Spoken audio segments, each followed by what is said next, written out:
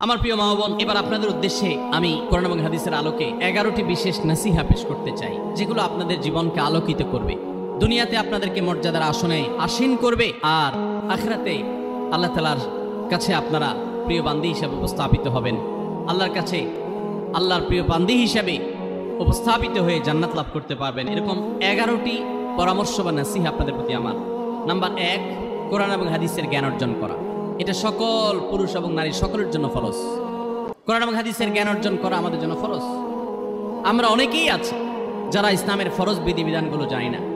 আমাদের যেগুলো অবশ্য কর্তব্য সেগুলো আমরা অনেকে জানি না, শুধু নামে মুসলমান। গতানুগতিক কিছু কাজ করি, হাতে গোনা কিছু ইসলামের নামে কাজ করি, বাস মনে করেছি আমি মুসলমান হয়েছি। আপনাকে ঈমান সম্পর্কে জানতে হবে। আপনার ঈমান কিভাবে আনতে হবে, কি কোন কোন বিষয়ের প্রতি বিশ্বাস থাকতে হবে, কি বিশ্বাস থাকতে হবে, আল্লাহ সম্পর্কে বিশ্বাস থাকতে হবে। ঈমান সম্পর্কে অনেক ভুল ধারণা আমাদের আছে। আমরা আল্লাহ সম্পর্কে বিস্তারিত জানি না, আখিরাত সম্পর্কে জানি না, নবী রাসূল সম্পর্কে জানি না। এগুলো সম্পর্কে সঠিক জ্ঞান অর্জন করতে হবে। 5 ওয়াক্ত নামাজ এর বিধিবিধানগুলো, কখন কোনটা পড়তে হয়, ওয়াক্ত কখন থাকে কখন যায়, অনেক মহিলা আছেন জানেন না, অনেক নারীরা আছেন, অনেক পুরুষরা আছেন জানেন না। এগুলো জানতে হবে। ইসলামকে জানাটা অনেক গুরুত্বপূর্ণ। আর জানার জন্য কোরআনে কারীম বুঝে পড়বেন, হাদিস বুঝে পড়বেন, মাসলা মাসাইলের বই পুস্তক বুঝে পড়বেন ওলামাদের তত্ত্বাবধানে থেকে, এবং কোরআন এবং হাদিস শেখার যত ভালো আয়োজন উদ্যোগ আছে সেগুলোতে শামিল হবেন, জ্ঞান অর্জন করবেন। এটা ইসলামের গুরুত্বপূর্ণ একটা ব্যাপার।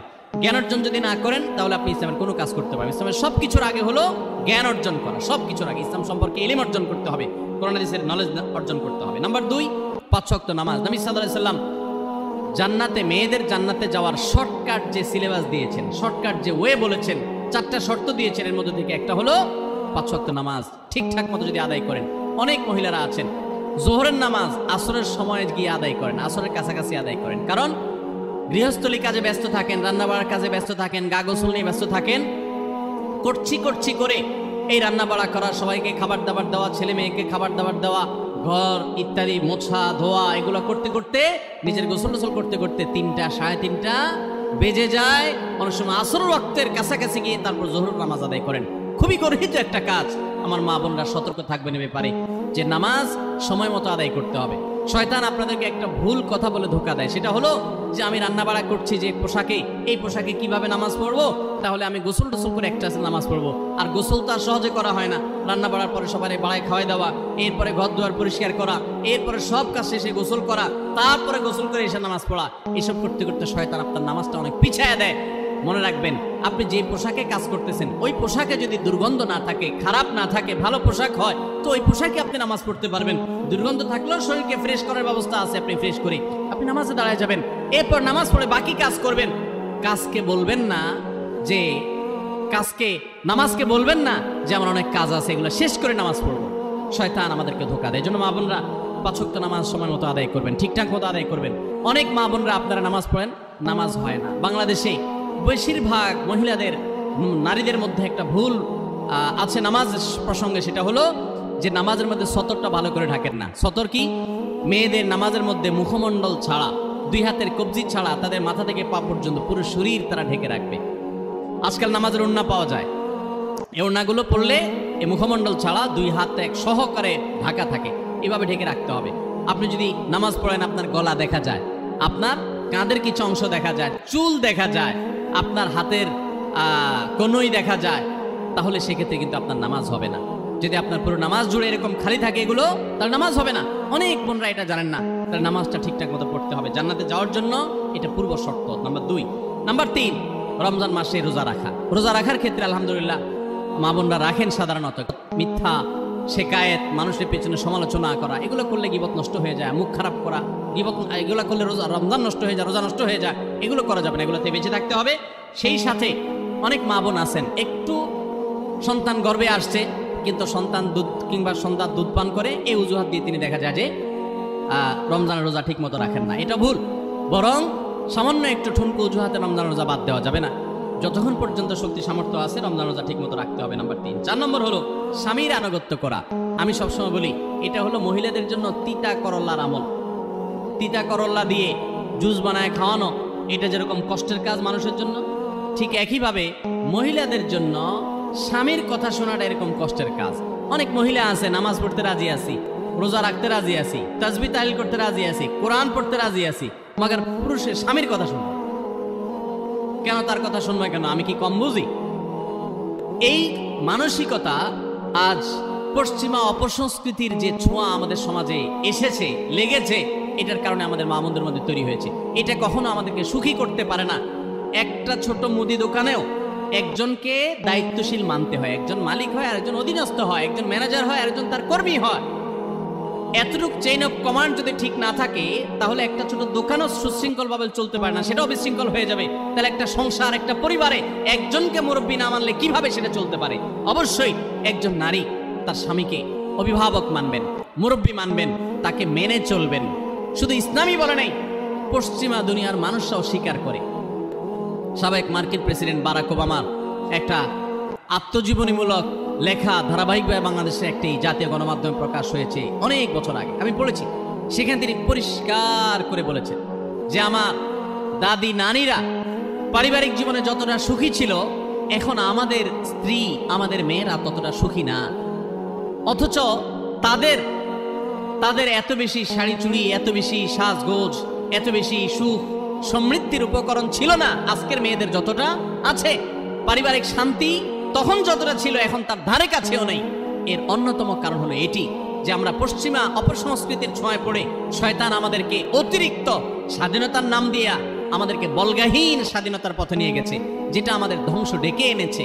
এজন্য একজন গার্ডিয়ান, একজন অভিভাবক পরিবারে থাকতে হবে, তাকে মানতে হবে। আপনি নারী হিসাবে আপনার স্বামীটাকে যদি মনে হয় একটু বোকা কিসিমের, সে বুঝে না, আপনি অবশ্যই ডেফিনেটলি আপনি তাকে বুঝাবেন, আপনি তাকে আপনার মতামত বলবেন, তারও কর্তব্য আপনার মতামত গ্রহণ করা। কিন্তু এর মানে এই না যে আপনি তাকে ডিনাই করবেন, পাত্তা দিবেন না, অবজ্ঞা করবেন, তার কাছে জিজ্ঞেস করা ছাড়া যে দিক সেদিক যাবেন, যা খুশি তা করবেন, এটা উচিত না।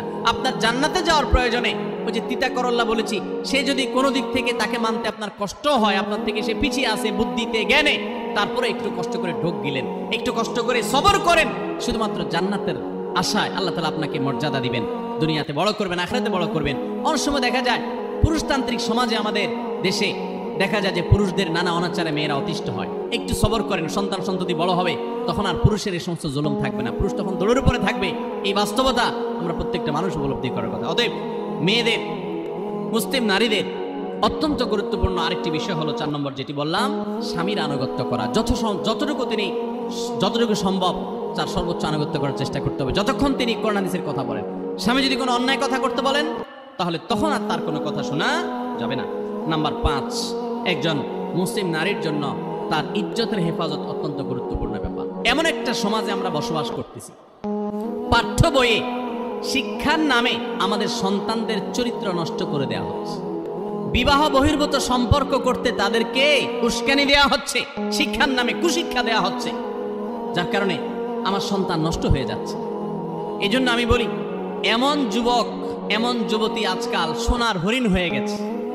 হাজারে 2-4 জন যুবক পাওয়া যাবে কিনা সন্দেহ, যেই যুবক বুকে হাত রেখে বুক টান টান করে আল্লাহর শুকরিয়া আদায় করে বলতে পারবে তার যৌবনে কোনো হারাম স্পর্শ সে করে নাই, কোনো হারামের কাছে সে যায় নাই, তার চরিত্রকে সে হেফাজত করেছে, কোনো গুনাহে সে লিপ্ত হয় নাই, এরকম কথা বলার মতো যুবক খুব বেশি নাই আমাদের সমাজে।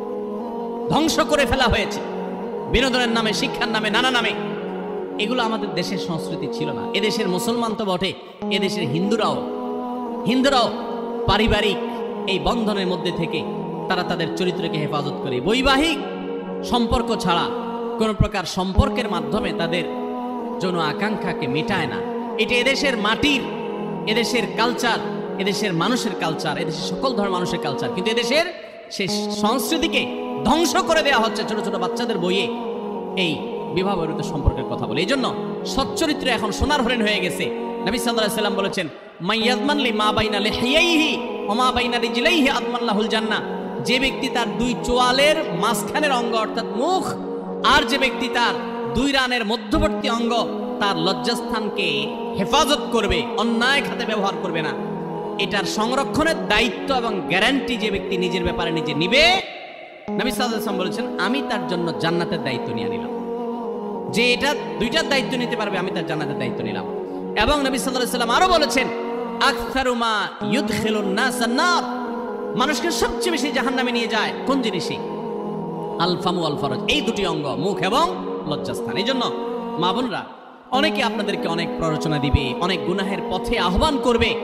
আপনাদের মেয়েরা স্কুল কলেজে পড়তে গেলে সেখানে অনেক অন্যায় আবেদন শুনবে, হারামের আহ্বান শুনবে। তাদেরকে সুশিক্ষা দিবেন যে আল্লাহ তাআলা তোমাকে যে চরিত্র দিয়েছে, যৌবন দিয়েছে, এটাকে যেখানে সেখানে ব্যবহার করলে হবে না। কিয়ামতের ময়দানে যুবকদেরকে আলাদা করে জিজ্ঞাসা করা হবে, তোমার যৌবনকালে কি করছো সেটা বলো, বুড়া বয়সে এসে কি করছো এটা ইম্পর্টেন্ট না, যৌবনকালে কি করে আসছো সেটার হিসাব দাও। যৌবনকে হেফাজত করার গুরুত্ব এত বেশি, আল্লাহ আলাদা করে জিজ্ঞাসা করবেন। এই জন্য মা বোনদের কর্তব্য তাদের মেয়েদেরকে, ছেলেদেরকে অসৎ চরিত্রতা থেকে হেফাজত করবেন, সংরক্ষণ করবেন, তাদেরকে বুঝাবেন, তাদেরকে সেভাবে বড় করবেন যে বিয়ে শাদীর মাধ্যমে, সাংসারিক জীবনের মাধ্যমে তোমরা তোমাদের এই জীবনকে তোমরা উপভোগ করবে। আল্লাহ তাআলা তোমাদের জন্য যে নিয়ামত রেখেছেন সেই নিয়ামত তোমরা পাবে, কিন্তু অবৈধ উপায়ে কখনো তোমরা সেদিকে পা বাড়াবে না। যারা বাড়ায় তাদের দুনিয়াতেই ধ্বংস হয়, আখিরাত তো আছেই। এই অবৈধ সম্পর্ক করে সুখে থাকে খুব কম মানুষ। যারা যত বেশি এই জগতে যায় তারা তত বেশি অসুখী থাকে দাম্পত্য জীবনে। অতএব একজন নারী তার 5 নম্বর গুরুত্বপূর্ণ বিষয় হলো তার ইজ্জতের হেফাজত, লজ্জাস্থানের হেফাজত এবং তার চরিত্রের হেফাজত। আল্লাহ তাআলা আমাদের মা বোনদেরকে সেই তৌফিক দান করুন। অনেক সময় দেখা যায় যে সবই ঠিক আছে, আপনি সোশ্যাল মিডিয়াতে পুরুষের ছবি দেখে, ভিডিও দেখে আপনি হারাম আনন্দ পাচ্ছেন। আপনি ইমোতে, হোয়াটসঅ্যাপে, মেসেঞ্জারে বিভিন্ন পুরুষের সাথে অপ্রয়োজনীয় চ্যাটিং করছেন, কথা বলছেন, এবং সেখানে এই বেহুদা কথা থেকে অনেক অনাচার হয়ে যায়, অনেক সংসার ভেঙে যায়, অনেক পরকীয়া হয়, অনেক সংসার ধ্বংস হয়। এই জন্য আল্লাহ বলেছেন আল্লাহ তাকরাবুজ জিনা, জেনার কাছেও যেও না, চ্যাটিংই করতে যেও না, কারণ করতে গেলে তুমি ডুবে যাবা, পরে ফিরে আসতে পারবা না। ভয়ঙ্কর এক গুহা এবং ভয়ঙ্কর এক জগৎ। এই পথ থেকে আমাদেরকে বেঁচে থাকতে হবে। আল্লাহ আমাদের তৌফিক দান করুন। নাম্বার 6, মা বোনদের জন্য গুরুত্বপূর্ণ বিষয় হলো সন্তানদের লালন পালন করা। আপনি বাজার থেকে 2-4 কেজি আম কিনে খাইছেন, এটাতে আপনি যতটা সুখী হতে পারবেন, আপনি যদি একটা আমের গাছ লাগাই দিতে পারেন তাহলে তার চাইতে অনেক বেশি সুখী হতে পারবেন, আপনি বেশি লাভবান হবেন, আপনি মন কেমন আম খেতে পারবেন, আপনার বংশধররা খেতে পারবে। নিজে আমল তো করবেনই মায়েরা, বোনেরা, পাশাপাশি সন্তানদেরকে যদি আল্লাহ ভীরু বানান, মুত্তাকি বানান, পরহেজগার বানান, কোরআন হাদিস শিখান, তাদেরকে যদি পর্দা শিখান, তাদেরকে যদি চরিত্রের হেফাজত শিখান, তাদেরকে যদি ভালো মানুষ বানানো শিখান, তাহলে আপনি আম গাছ লাগানোর মতো ফলের গাছ লাগাই গেলেন, সওয়াবের গাছ লাগাই গেলেন, দুনিয়া থেকে চলে যাবেন। নেক সন্তানের আমল যেগুলো আপনি শিখাই দিয়ে গেছেন, এগুলোর সওয়াব আপনি পেতে থাকবেন। ছেলেটাকে সূরা ফাতিহা নিজে শিখাবেন, মেয়েটাকে সূরা ফাতিহা নিজে শিখাবেন, নিজে ভালো করে শিখবেন। তাহলে কিয়ামত পর্যন্ত, মরণ পর্যন্ত এই ছেলে যতবার সূরা ফাতিহা পড়বে প্রত্যেক নামাজে আপনি কিন্তু সওয়াব পেয়ে থাকবেন, কারণ আপনি শিখাই দিয়ে গেছেন, আপনি শুরুটা করে দিয়ে গেছেন। এই জন্য মা বোনদের জন্য সন্তানদের লালন পালন করা, সন্তান দুধে ভাতে আছে কিনা, ভালো জামা কাপড় পরছে কিনা, এর চাইতে ইম্পর্টেন্ট হলো সন্তান আমার নামাজ পড়ছে কিনা, সন্তান আমার আল্লাহকে চিনে কিনা, সন্তান আমার কোরআন হাদিসের শিক্ষা পেয়েছে কিনা। সন্তান একদিন স্কুলে যায় না, তার জন্য আমার মাথা খারাপ হলে, সন্তান একদিন নামাজ পড়ে না এক ওয়াক্ত, তার জন্য আরো বেশি মাথা খারাপ হতে হবে। তাহলে আপনি দায়িত্বশীল মা হতে পারবেন, দায়িত্বশীল বাবা হতে পারবেন। মনে রাখবেন নবী সাল্লাল্লাহু আলাইহি ওয়াসাল্লাম বলেছেন, প্রত্যেকটা শিশু জন্মগ্রহণ করে ভালো মানুষ হয়ে, কেউ জন্মগতভাবে খারাপ হয় না, ডাকাত হয়ে জন্মায় না, তবে তার মা বাপ তাকে নষ্ট করে। কারণ মা বাপ তাকে ঠিক মতো লালন পালন না করে, ভালো পরিবেশ দেয় না, খারাপ ছেলেপেলের সাথে মিশে, তখন সে নষ্ট হয়। এই জন্য আপনার দায়িত্ব সন্তান কার সাথে মিশছে, কোথায় যাচ্ছে, কি করতেছে, মোবাইলে কি দেখছে, সন্তানকে সময় দেন, মোবাইল টিপাটিপি বন্ধ করেন, তাদেরকে নিয়ে বসেন, তাদেরকে কথা শোনান, কোরআন হাদিস পাঠ করে শোনান, তাদেরকে ভালো পরিবেশ দেন, ভালো ফ্যামিলির, দিনদার ফ্যামিলির বাচ্চাদের সাথে তাদেরকে মিশান। ইনশাআল্লাহ আপনি আল্লাহর কাছে এর জন্য উত্তম বিনিময় পাবেন, সওয়াব পাবেন। নাম্বার 7, মা বোনরা বিশেষ করে আপনাদের জন্য গুরুত্বপূর্ণ হলো কৃতজ্ঞতা আদায় করবেন। পুরুষদের জন্য গুরুত্বপূর্ণ, কিন্তু মা বোনদের জন্য বিশেষ গুরুত্বপূর্ণ এই জন্য যে নবী সাল্লাল্লাহু আলাইহি ওয়াসাল্লাম বলেছেন, তিনি জাহান্নামে নারীদেরকে যে দেখেছেন, তাকে যে দেখানো হয়েছে মেরাজে, যে প্রচুর সংখ্যক নারীরা জাহান্নামে, এর অন্যতম একটা কারণ ছিল নেয়ামতের নাশকরি করা। পুরুষদের মধ্যেও নাশকরির কারণে বহু পুরুষ জাহান্নামে যাবে। মা বোনরা স্বামী এবং নিজের জগতে যতটুকু আল্লাহ তাআলা দিয়েছেন এতটুকুর উপর শুকর আদায় করবেন। আপনার স্বামী মানুষটা হয়তো মুখটা খারাপ, কিন্তু তার শরীরটা ভালো আছে, সে আপনাকে উপার্জন করে এনে খাওয়ায়। অনেক মহিলা আছে তার স্বামী হয়তো অ্যাক্সিডেন্ট করে পঙ্গু হয়ে গেছে, সে হয়তো বিছানায় শুয়ে বাকি জীবন কাটিয়েছে, তার কষ্টের কোনো শেষ নেই। আপনার স্বামী হয়তো বা তার কোনো দিক থেকে দুর্বলতা আছে, আবার বহু দিক থেকে তার ভালো গুণ আছে। একই কথা পুরুষদের জন্য ইসলাম নির্দেশ করেছে যে তার স্ত্রীর একটা গুণ খারাপ দেখে যদি তার কষ্ট লাগে, তো সে চিন্তা করলে 10টা গুণ ভালো দেখবে, সেটা দেখে শুকর আদায় করা উচিত। এই শুকরিয়া আদায় করা ছাড়া পুরুষ হোক নারী হোক কে আল্লাহর প্রিয় বান্দা হতে পারবে না। এই জন্য আল্লাহর কাছে শুকরিয়া আদায় করবেন। মায়েরা বিশেষ করে শ্বশুরের বাড়িতে যাওয়ার পর প্রথম অনেক কষ্ট হয়। আমি সবসময় বলি, শ্বশুর বাড়িতে যাওয়ার পর মেয়েরা আমাদের দেশে নানান জুলুম নির্যাতন সহ্য করতে হয়। শাশুড়ি বাঁকা চোখে দেখে, সব শাশুড়ি না, অনেক শাশুড়ি অনেক সময় ননদরা বাঁকা চোখে দেখে, স্বামী লোকটা জ্বালায় নানাভাবে, দেবররা জ্বালায় নানানভাবে, মানুষ খোঁচাখুচি করে কষ্ট দেয়। একটু ধৈর্য ধারণ করেন, আল্লাহ তাআলা আপনার সংসারে যখন 2-4টা সন্তান দিবে, এরা যখন বড় হয়ে যাবে, এগুলো সব আপনার বাহিনী হয়ে যাবে, তখন দেখবেন ওই বুড়া আস্তে আস্তে চুপসে গেছে, বুড়ার বড় কোনো গলা নাই, বড় কোনো কথা নাই, কারণ পোলাপান সব মায়ের পক্ষে থাকে, বুড়া সব আস্তে আস্তে সাইজ হয়ে যায়। এই জন্য মা বোনরা সবর করবেন, ধৈর্য ধারণ করবেন, খবরদার ধৈর্য হারা হবেন না, শুকর আদায় করবেন। নাম্বার 8, কখনো মুখ খারাপ করবেন না, গালিগালাজ করবেন না, অভিশাপ দিবেন না। অনেক সময় পোলাপান একটু উল্টাপাল্টা করলে তাদেরকে অনেক মা অভিশাপ দিয়ে দেন, গজব ঠাডা দিয়ে দেন, বদদোয়া করেন, মুখ দিয়ে খারাপ কথা বলে ফেলেন। এগুলো খুব খারাপ জিনিস। নবী সাল্লাল্লাহু আলাইহি ওয়াসাল্লাম বলেছেন, যদি কাউকে গজব ঠাডা দেওয়া হয়, এটার উপযুক্ত না হলে যে দেয় তার উপরে এসে পড়ে, এরকম ভয়াবহ একটা বিষয়। এই জন্য কোন অবস্থাতে এগুলো যেন না হয়। এবং মেয়েদের জাহান্নামে যাওয়ার বেশি জাহান্নামে যাওয়ার অন্যতম একটা কারণ এটাও যে তাদের মধ্যে, অনেকের মধ্যে, আমি সবার কথা বলছি না, যে এই ধরনের গালিগালাজ করা, অভিশাপ দেওয়ার বদস্বভাব আছে। এই বদস্বভাব বহু পুরুষের মধ্যেও আছে, সবাইকে ছাড়তে হবে। নাম্বার 9, আত্মীয়তার বন্ধন রক্ষা করার পরে দায়িত্বশীল হতে হবে। স্বামীকে স্বামীর ভাই বোনের সাথে সম্পর্ক ভালো রাখতে কখনো বাধা দিবেন না। অনেক মহিলা আছে বোকার মতো কাজ করে। স্বামী যদি স্বামীর ভাইকে তার টাকা পয়সা দেয়, সে অপছন্দ করে। স্বামী যদি স্বামীর বোনকে টাকা পয়সা দেয়, সে এটাকে পছন্দ করে না। মা বাবার খোঁজ খবর বেশি নিলে তার কাছে ভালো লাগে না। এই মহিলা হলো নির্বোধ। কেন নির্বোধ? কারণ নবী সাল্লাল্লাহু আলাইহি ওয়াসাল্লাম বলেছেন যে মান সাররাহু আইয়ুবসাতালাহু ফি রিজকিহি আও ইউনসালাহু ফি আথারি ফালিয়াসিল রাহিমা। যে ব্যক্তি চায় তার রিজিকে আল্লাহ বরকত দেখ, তার হায়াতে বরকত দেখ, সে যেন রক্ত সম্পর্কে আত্মীয়দের সাথে সম্পর্ক বেশি ভালো রাখে।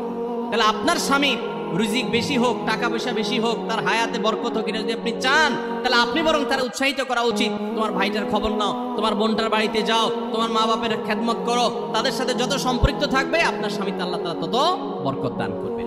এই জন্য তাকে সেটা করবেন। আবার পুরুষদেরও উচিত মেয়েদেরকে সুযোগ দেওয়া। তারা তাদের বাপ, মেয়েরও তো কর্তব্য আছে তার বাপ মার প্রতি, বাপ মার খেদমত করবে, বাপ মার জন্য হাদিয়া তোফা দিবে। অনেক পুরুষরা আছে মেয়েদের পাওনা অধিকারই দেয় না, হাদিয়া তোফা কোত্থেকে দিবে, তাদের মহরটাই দেয় না, তাদের হাত খরচ দেয় না। আলাদা কিছু হাত খরচ দেওয়া উচিত, যে তার মতো সে খরচ করবে, তার মা বাপের জন্য খরচ করবে। এগুলোর বিনিময়ে আমরা আল্লাহর কাছে জান্নাত পাবো। অতএব এই আত্মীয়তার সম্পর্ক রক্ষা করা গুরুত্বপূর্ণ। নাম্বার 10, সাদাকা করবেন। সাদাকা জাহান্নাম থেকে মুক্তির কারণ। নবী সাল্লাল্লাহু আলাইহি ওয়াসাল্লাম জাহান্নামের ব্যাপারে সতর্ক করেছেন আপনাদেরকে, আমাদের সবাইকে। অতএব সাদাকা দিলে জাহান্নাম থেকে মুক্তির একটা পথ আমরা পাই, সুগম হয়। এবং নবী সাল্লাল্লাহু আলাইহি ওয়াসাল্লামের সময় মহিলা সাহাবীরা তাদের গহনা খুলে আল্লাহর রাস্তায় দান করতেন। এজন্য মসজিদ, মাদ্রাসা, বিভিন্ন গুরুত্বপূর্ণ যে দানের খাতগুলো আছে সেগুলোতে বেশি বেশি দান করবেন, বেশি বেশি আল্লাহর রাস্তায় ব্যয় করবেন, যতটুকু তৌফিক আছে ততটুকু। এখন মহিলারা দান করবে কোত্থেকে? পুরুষরা মহরের টাকাই পরিশোধ করে না, বেচারে দান করবে কোত্থেকে? এজন্য পুরুষরা দায়ী হবে। এবং মহিলারাও তাদের মহরের টাকা যেন অনাদায় না থাকে, তারা যেভাবে চেষ্টা করলে হয় সেভাবে চেষ্টা করবেন। এবং তাদের হাত খরচ আলাদা দেওয়া উচিত, এবং তারা পর্দার মধ্যে থেকে তাদের মতো উপার্জনও করতে পারেন, সেটাও শরীয়ত তাদের জন্য সুযোগ রেখেছে। যেভাবে হোক তারাও সাদাকার চেষ্টা করবেন। 11 নম্বর সর্বশেষ হলো সময়ের অপচয় করবেন না। এখন এমন একটা সময় চলছে, বেশিরভাগ মানুষ জাহান্নামে যাবে যেই কারণে, আজকের যুগে সবচেয়ে বেশি আমরা বিপদগামিতার মুখে যাচ্ছি যে কারণে, সেটার অন্যতম হলো এই স্মার্টফোনের অপব্যবহার। আমরা অনেকে আছি টেলিভিশনের বিভিন্ন সিরিয়ালে আসক্ত, অনেকে আছি বিভিন্ন নাটক সিনেমায় আসক্ত, অনেকে আছি ফেসবুক এবং ইউটিউবে এগুলোতে আসক্ত। বিশেষ করে মা বোনদেরকে বলছি, অনেকেই আছেন এখনো রিমোট ছাড়া তার পেটের ভাত হজম হয় না, সারাদিন রিমোট হাতে বসে থাকেন, একটার পর একটা সিরিয়াল এবং চ্যানেল পাল্টাতে থাকেন। মনে রাখবেন, সফল ইমানদার হতে হলে এই অনর্থক কাজ না ছাড়লে আপনি সফল ইমানদার হতে পারবেন না। অনেকে নামাজে পড়ে আবার সিরিয়ালও দেখে, অনেকে আছেন ফেসবুকে ঘন্টাকে ঘন্টা, ইউটিউবে ঘন্টা ঘন্টা সময় নষ্ট করেন। এর জন্য আল্লাহর কাছে জবাবদিহি করতে হবে। কিয়ামতের ময়দানে আল্লাহ তাআলা কয়েকটা প্রশ্ন উত্তর দেওয়া ছাড়া একজন মানুষকেও নড়তে দিবেন না। এর ভিতরে একটা হলো যে তোমার সারা জীবনে কি অর্জন করেছো। সময়ের অপচয় করা যাবে না। সময় হলো জীবনের সবচেয়ে মূল্যবান সম্পদ। অতএব আল্লাহ তাআলা আমাদের সবাইকে জীবনের এই অমূল্য সম্পদ সময়কে সংরক্ষণ করার তৌফিক দান করুন। মা বোনরা, আপনাদেরকে আমি আল্লাহর ওয়াস্তে উপদেশ করতেছি, যারা বদভ্যাস আছে ফেসবুক ইউটিউবে ঘন্টা ঘন্টা পড়ে থাকার, প্রয়োজনে এগুলো সব ডিলিট করে দেন মোবাইল থেকে। প্রয়োজনে আপনি এই মোবাইল বিক্রি করে বাটন ফোনে চলে যান। নিজের বদভ্যাসকে নিয়ন্ত্রণ করতে না পারলে প্রথমে চেষ্টা করেন, এরপর না পারলে প্রয়োজনে বাদ দিয়ে দেন। আল্লাহর জন্য যদি ত্যাগটা করেন, কি আমাদের বলতে পারেন, আল্লাহ গুনাহ থেকে বাঁচার জন্য, তোমাকে খুশি করার জন্য আমি স্মার্টফোন পর্যন্ত রাখি নাই, বাটন ফোনে চলে গেছি। আল্লাহ তাআলা খুশি হবেন ইনশাআল্লাহ বিইذنিল্লাহ। বহু মায়েরা তাদের সন্তান নষ্ট হয়ে যাচ্ছে এই মোবাইলের আসক্তি, সিরিয়ালের আসক্তির কারণে। তাদের স্বামীর সাথে সম্পর্ক নষ্ট হয়ে যাচ্ছে এই সমস্ত আসক্তির কারণে। অনেক গুনাহের পথে তারা চলে যাচ্ছেন এই সমস্ত আসক্তির কারণে। এই জন্য এগুলোকে নিয়ন্ত্রণ না করলে আপনি কখনো নেককার হতে পারবেন না। আপনার সন্তানকে মোবাইল দেখে খাওয়াবেন না। আমি আমার সন্তানকে মোবাইল দেখে খাওয়াই না। আমরা সব জায়গায় বলি মোবাইল দেখা, কার্টুন দেখায়, মোবাইল দেখায় বাচ্চাকে খাওয়াবেন না। বাচ্চা কাচ্চা এখন ক্রেজি হয়, আতপাগল কিসিমের হয়, জিদি হয়, বদমেজাজি হয়, ভাঙচুর করে। কেন হয়? কারণ সারাদিন আপনি ওর মোবাইলে কি দেখান? কার্টুন দেখান। কার্টুন মানে কি? মার মার, কাট কাট, হ্যাঁ, সবকিছু ধ্বংস করে ফেলা, গুলি করা, বোমা মারা, হ্যাঁ, সাপ হয়ে সব খেয়ে ফেলা। এটাই তো। এগুলো বাচ্চাদেরকে ক্রেজি করে, বাচ্চাদেরকে মানসিকভাবে অসুস্থ করে, ধ্বংস করে দেয়। তাদেরকে ফিজিক্যাল খেলাধুলা, শারীরিকভাবে করতে পারে এরকম খেলাধুলার ব্যবস্থা করেন, দৌড়াদৌড়ি করার ব্যবস্থা করেন। বাচ্চারা সুস্থ থাকবে, ভালো থাকবে। মোবাইল থেকে তাদেরকে বাঁচান, টেলিভিশন থেকে তাদেরকে বাঁচান, এবং কার্টুন থেকে, ভিডিও গেমস থেকে তাদেরকে বাঁচান। না বাঁচাতে পারলে আপনার দুনিয়া আখিরাত সব ধ্বংস হয়ে যাবে। অতএব আজকের এই মাহফিল থেকে আসুন, প্রতিজ্ঞা করি যে আমরা সময় নষ্ট করব না, সময়ের অপচয় করব না, প্রয়োজন ছাড়া মোবাইল হাতে ঘাটাঘাটি করব না, ঘন্টায় ঘন্টা মোবাইলকে সময় দিব না। অনেক মেয়েরা আছেন, অনেক পুরুষরা আছেন, এই একটি অপকর্মের কারণে তার শিক্ষা জীবন ধ্বংস হয়ে যায়, চাকরি নষ্ট হয়ে যায়, ব্যবসা লাডে উঠে, মা বাবার সাথে সম্পর্ক নষ্ট হয়, স্বামী স্ত্রীর সম্পর্ক নষ্ট হয়, সাংসারিক জীবন ধ্বংস হয়ে যায়, সবকিছু ধ্বংস হয়ে যায় শুধু এই মোবাইল ফোনের অনিয়ন্ত্রিত ব্যবহার করার কারণে। যারা মোবাইলকে নিয়ন্ত্রণ করতে পারেন না, ডাইরেক্ট হয়ে গেছেন, সারাক্ষণ হাতে মন চায়, তারা একটা শক্ত সিদ্ধান্ত নেন, প্রয়োজন আমি স্মার্টফোন বিক্রি করে দিব। 6 মাস 8 মাস আপনি কিছুদিনের জন্য, 1 বছরের জন্য বাটন ফোনে চলে যান, এরপর আবার ব্যাক করলে আশা করা যায় আল্লাহ আপনাকে হেফাজত করবেন। এবং ইসলামের নাম দিয়ে, অনেকে বলে আমি ইউটিউবে ওয়াজ শুনি, ফেসবুকে ওয়াজ শুনি, ওয়াজের নাম দিয়া আপনি যে কি করেন কি না করেন সেটা আপনার আরশের মালিক সবই জানেন। অতএব যে ওয়াজ শুনতে গিয়ে আপনার আকাম কুকাম করা লাগে, খারাপ জিনিস দেখা লাগে, ওই ওয়াজ শোনার কথা আপনাকে ইসলাম বলে নাই। আল্লাহ তাআলা আমাদের সবাইকে সবগুলো বিষয় আমল করার তৌফিক দান করুন। আমরা আবারও বলছি, আজকে আমাদের মা বোনদেরকে লক্ষ্য করে, বিশেষ করে যে 11টি করণীয় আপনাদের জীবনকে সোনালী জীবনে পরিণত করতে পারে, আপনাদের জীবনটাকে সমৃদ্ধ করতে পারে, সুখী করতে পারে, এবং আল্লাহর কাছে আপনাদেরকে জান্নাতের উপযুক্ত করবে। কিয়ামতের ময়দানে সুন্দর হাসি, সুখের হাসি, তৃপ্তির হাসি আপনাদেরকে হাসাবে ইনশাআল্লাহ। সেই 11টি নসিহা, সেই 11টি বিষয়ের প্রথমটি হলো কোরআন এবং হাদিসের জ্ঞান অর্জন করবেন। অনেক ভালো ভালো বই আছে কোরআন হাদিস ভিত্তিক, সেগুলো পড়বেন। দিন শিক্ষার যত আয়োজন আছে সেগুলোর সাথে সম্পৃক্ত হবেন। অনলাইনে অনেক কোর্স করা যায়, সেগুলোতে আপনি সম্পৃক্ত হতে পারেন। যেভাবে হোক আপনাকে কোরআন হাদিসের কথা জানতে হবে। আল্লাহ কি বলেছেন, রাসূল সাল্লাল্লাহু আলাইহি ওয়াসাল্লাম কি বলেছেন, মাসালা মাসাইল কখন কি করা উচিত, কোরআন হাদিসে কি বলা আছে, এগুলো জানতে হবে আপনাকে। যতটুকু সম্ভব জানার চেষ্টা করবেন। নাম্বার 2, 5 ওয়াক্ত নামাজ সঠিকভাবে আদায় করবেন, সময় মতো আদায় করবেন। জোহরের ওয়াক্ত বাসার কাজ কাম শেষ করে গোসল করে একেবারে 3টার দিকে একসাথে পড়বো, এটা করা যাবে না, বরং সময় মতো আদায় করতে হবে। এবং মেয়েদের যে সতর, এই সতর ঢাকার পরে সতর্ক থাকতে হবে। পুরো শরীর, মুখমণ্ডল ছাড়া যেন ঢাকা থাকে, চুল, গলা, হাতের গোছা, কনুই, এগুলো যেন দেখা না যায়, খেয়াল রাখতে হবে। এবং নামাজ ধীরে ধীরে পড়তে হবে। অনেক মহিলা অনেক দ্রুততার সাথে নামাজ পড়েন, এবার পড়লে হবে না। নাম্বার 3, রমজানের রোজা ঠিক মতো রাখতে হবে, যথাযথভাবে রাখতে হবে। রোজা রেখে কি বল শেখায়ত, মিথ্যা, গালমন্দ এগুলো করা যাবে না। নাম্বার 4, স্বামীর আনুগত্য করতে হবে। নিজের কাছে খারাপ লাগলেও একটু সবর করতে হবে, যতক্ষণ পর্যন্ত স্বামী ন্যায়সঙ্গত কথা বলে, অন্যায় কাজ করতে না বলে, গুনাহের কাজ করতে না বলে, ততক্ষণ পর্যন্ত তার কথা মানতে হবে। নিজের খারাপ লাগলেও মানবেন, আপনার জান্নাতের প্রয়োজনে, সুশৃঙ্খলার প্রয়োজনে, পারিবারিক শান্তির প্রয়োজনে। ইনশাআল্লাহ আপনি সুখে থাকবেন দুনিয়া এবং আখিরাত উভয় জগতে। নাম্বার 5, নিজের ইজ্জত সম্ভ্রম হেফাজত করবেন। অনলাইনে অফলাইনে কারোর সাথে হারাম সম্পর্ক করবেন না, কোনো গায়ের মারাম পুরুষের সাথে অযথা যোগাযোগ করবেন না, চ্যাটিং করবেন না, এবং সোশ্যাল মিডিয়াতে হারাম জিনিস দেখা থেকে নিজের চোখকে হেফাজত করবেন, বাঁচিয়ে রাখবেন। নাম্বার 6, নিজের সন্তানদেরকে দিন শিখাবেন, তাদেরকে কোরআন হাদিস শিখাবেন, উত্তমভাবে লালন পালন করবেন, তাদেরকে নামাজ শিখাবেন, মেয়েদেরকে পর্দা শিখাবেন, তারা যেন চরিত্র হেফাজত করে সেই শিক্ষা তাদেরকে দিবেন। উপযুক্ত হওয়ার পর ছেলে মেয়েকে বিয়ে দিবেন, কোনোভাবে যেন হারাম সম্পর্কে না জড়ায় সেজন্য সাবধান থাকবেন। ভালো ফ্যামিলির সাথে তাদেরকে উঠা বসা করাবেন, ভালো শিক্ষা প্রতিষ্ঠানে দিবেন যেখানে দিলে তার ঈমান আমল হেফাজত থাকবে। নাম্বার 7, আল্লাহর শুকরিয়া আদায় করবেন, বান্দারও শুকরিয়া আদায় করবেন। আল্লাহ যা দিয়েছেন, যতটুকু আছে স্বামীর সংসারে, আলহামদুলিল্লাহ বলতে শিখবেন, আল্লাহ তাআলা বাড়াই দিবেন ইনশাআল্লাহ। নাফরমানি, নাশুকরি করবেন না, তাহলে আপনি নিজেই ক্ষতিগ্রস্ত হবেন, কষ্টের মধ্যে থাকবেন। আর শুকরিয়া আদায় করলে আপনার নিজেরই মানসিক প্রশান্তি হবে, আল্লাহর নেয়ামত বাড়িয়ে দিবেন। নাম্বার 8, কোনো প্রকার অভিশাপ গালমন্দ করবেন না, সেটা ছেলে মেয়েকে হোক, সংসারকে হোক, স্বামীকে হোক, কোনো কিছু না, ধৈর্য ধারণ করতে হবে। পুরুষদের জন্য এই কথাগুলো প্রযোজ্য। আর নাম্বার 9, আত্মীয়তার সম্পর্ক রক্ষা করতে হবে, ছিন্ন করা যাবে না। নিজের স্বামীকে তার বাপ, তার বোন, তার মা, তার ভাই, তাদের সাথে সুসম্পর্ক বজায় রাখতে সাহায্য করবেন, বাধা দিবেন না, পারলে আরো সাহায্য করবেন, এতে আপনারই লাভ হবে। আবার স্বামীদেরও উচিত স্ত্রীকে তার পরিবারের সাথে সম্পর্ক বজায় রাখার জন্য সাহায্য করা। মেয়েদের উচিত তাদের মা, তাদের বোন, ভাই, তাদের সাথে আজকাল মোবাইলে যোগাযোগ করা যায়, খোঁজখবর নেবেন, কথাবার্তা বলবেন। স্বামীর সংসারে আসছেন দেখে বাপের সংসার ভুলে যাবেন, সেটাও যেন না হয়, খেয়াল রাখতে হবে।